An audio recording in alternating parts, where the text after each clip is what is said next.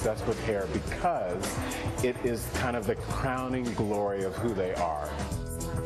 All right, so here to tease out the drama of women and their hair, today's women's lifestyle contributor and editor-in-chief of Glamour magazine, Cindy Levy, Laura Barron, host of VH1's new reality series, You're Cut Off, and Tanika Ray, a host on both the TV Guide channel and VH1. Ladies, good morning. Good morning. Good morning. All right, Cindy, start us off here. Why this obsession? I know it's the first thing you notice about somebody, but there's also the eyes or the teeth, but we don't obsess the same way about those. No, we really don't. And as a matter of fact, historically, it's always been true. You look back at fertility statues from 30,000 years ago, and these ladies had dues. I mean, they didn't just wake up in the morning looking like that. So from that straight through to, you know, the Serena Vanderwoods look from Gossip Girl that everybody's dying to get right now, we've always been obsessed. And I think it's because your hair is a shorthand way of telling the world what kind of woman you are. You know, are you a sort of no-nonsense, wash-and-go kind of girl? Are you an individual and you're going to put pink streaks in? Are you super feminine and conventional? What is it about you? But is there something unhealthy about it, Laura? When you think about spending 2 years, at least 2 years of your life,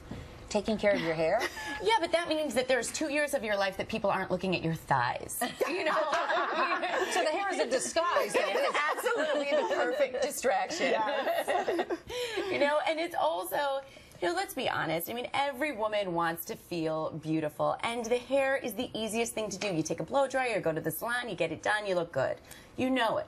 You know? But when you don't, there are those bad hair days, and we've all had them. And a bad hair day now basically is a bad day. Sure. Absolutely. But you have to claim it. This is my thing. You're always going to have a bad hair day. But if you give it the power, you're screwed for the rest of the day. You have to just take it over and be like, whatever it is, because I have curly hair naturally. So really, I don't know what it's going to be when I get out the shower. So you have to just claim it, embrace it, and say, I'm still powerful, I'm still beautiful, and rock it, girl. But Tanika, you say your hair defines your personality. It absolutely does. We see, that's the first thing you see a New York block away is the silhouette of someone's hair. And you're right, Cindy, like a la Anna Wintour, if it's perfect and not one hair's out of place, that woman is in power. She knows what she's talking about. But I've been known to rock a very asymmetrical wild afro because I'm spontaneous, I'm in the moment, and I'm a little creative and a little unpredictable. And that's who I am as a person. So it does sort of describe the person that you are. And we love that as women. That's why we're obsessed. We have so much control over what people see about us. Yeah, but also hairstyles change. They come and they go. Absolutely. So yes, they do.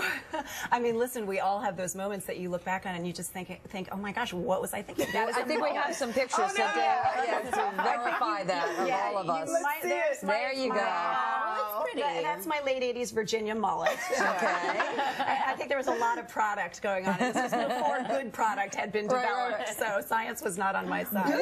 Women obsessed. What about men? I think men are getting in on this more than ever, right? This has changed over the last 10 years. Seeing a rise of male vanity in every area, but it's all about hair for them now.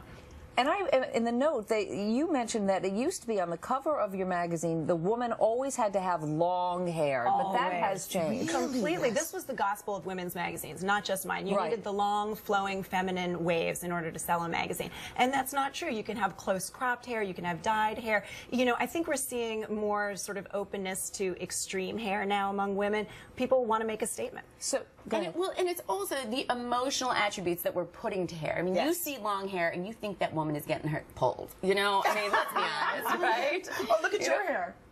Oh, that's great. Wow, that was a look. It's different. What a perfect segment into something very sexy. Yeah, and that was actually the tamed version. I used to like to show that single curl and just throw it over my ear, and yes, it was horrible. You know, we were showing some of the pictures in the piece of celebrities that have influenced hairstyles, like Jennifer Aniston and others. Is it still the case? I think it is. I think women just look to celebrities to get ideas about what to do with their hair. And I think what's different now is that there is a wider range. I mean, you might want the long Gossip Girl waves, but you might also want the Lady Gaga look. You know, I think there's a lot to choose from now, which is a little bit more high maintenance, the Lady Gaga look. I like just involves a wig. Fluff the hair and and make it work, right? And we also, again, go back to those emotional attributes that we put to the hair. So we see a Lady Gaga and we think she must be creative, she must be happy.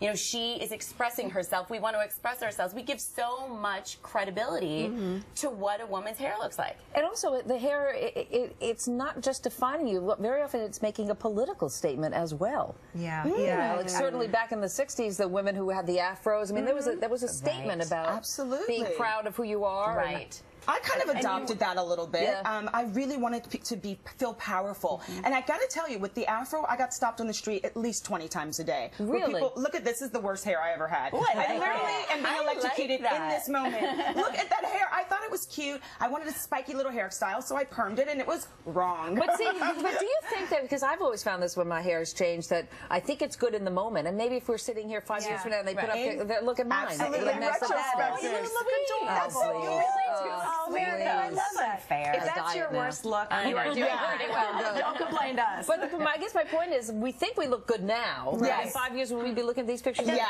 Now? We'll be mortified. All that matters. All that matters is in the moment Right now. that you are strutting, and in the moment that you're feeling like a full, powerful woman. Beautiful. In 5 years, we will destroy the digital images.